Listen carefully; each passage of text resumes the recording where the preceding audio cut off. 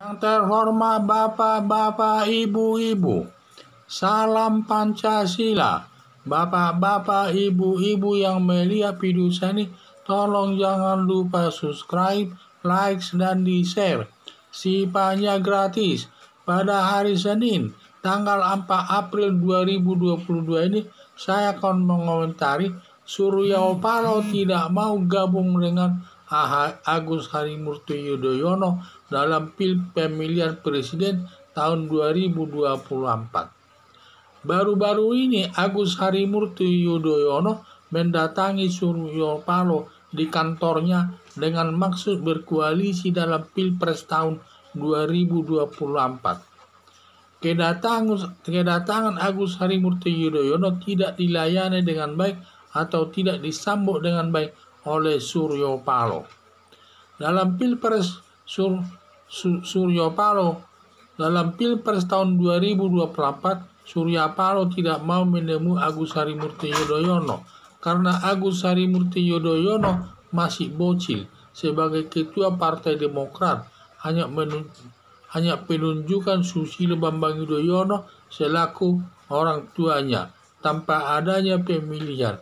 Ditambah lagi belum ada pengalaman politiknya, maka kalau bersama dalam Pilpres baik sebagai ketua dan wakil ketua tidak ada yang memilihnya. Ditambah lagi calon gubernur DKI saja tidak lolos dan tidak ada yang memilihnya. Di samping tidak mau menemui Agus Harimurti Yudhoyono soal Pilpres tahun 2024, Surya Paloh masih sibuk menggolkan Presiden Joko Widodo 3 periode atau memperpanjang jabatannya sampai tahun 2027. Karena penilaian Surya Paloh dari calon presiden saat ini belum ada yang pantas menduduki jabatan Presiden RI. Partai Demokrat sudah setengah mati mempromosikan Agus Harimurti Yudhoyono sebagai calon presiden. Rupanya partai politik lain tidak ada yang mau bekerja sama dengan Partai Demokrat dalam Pilpres tahun 2024. Karena nama baik Agus Harimurti Yudhoyono tidak baik dalam memimpin Partai Demokrat, di mana DPD Partai Demokrat di Riau, NTT sampai keluar dari Partai Demokrat dan sering menerima uang dari bupati, terutama Bupati Penajam, Pasir Utara, Kalimantan Timur sebesar 1 miliar, dan sekarang Bupati Penajam sedang ditangani KPK, diduga Agus Harimurti Yudhoyono ikut terlibat di dalamnya.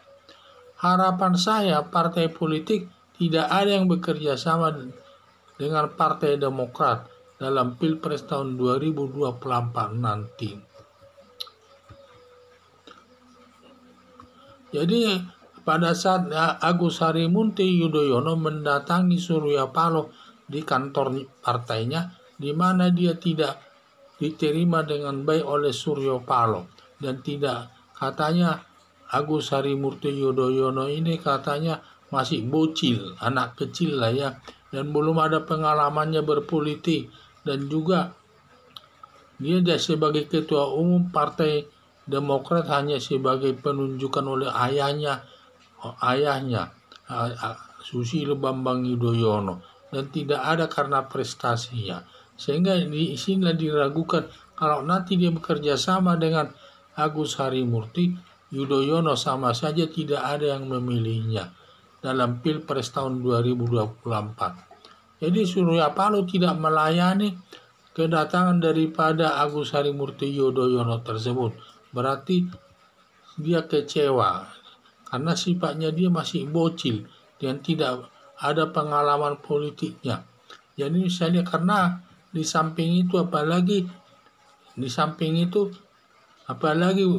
Surya Paloh masih sibuk, dia ingin menggolkan daripada Presiden Joko Widodo menjadi calon presiden untuk periode ketiga atau diperpanjang sampai tahun 2027 ini.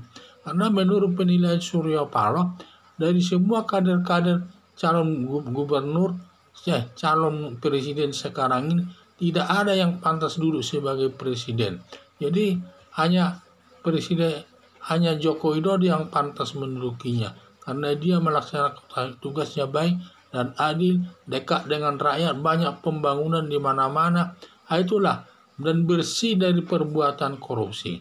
Sedangkan AHY ini suka menerima uang daripada kader Partai Demokrat dari daerah-daerah, terutama dia menerima uang baru-baru ini dari Bupati Penajam Kalimantan Timur sebesar 1 miliar.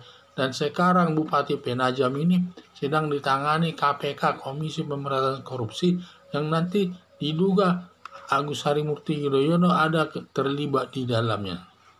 Sehingga harapan kita, jangan ada partai politik yang mau bekerja sama dengan Partai Demokrat, karena Partai Demokrat sudah rusak namanya. Dari dulu saja dia sudah rusak namanya, terutama dalam kasus korupsi. Walaupun dalam pernyataannya tidak untuk korupsi, tetapi kenyataannya korupsi sangat banyak terjadi dalam pemerintahan Susilo Bambang Yudhoyono dulu, sampai banyak kader Partai Demokrat yang masuk penjara, antara lain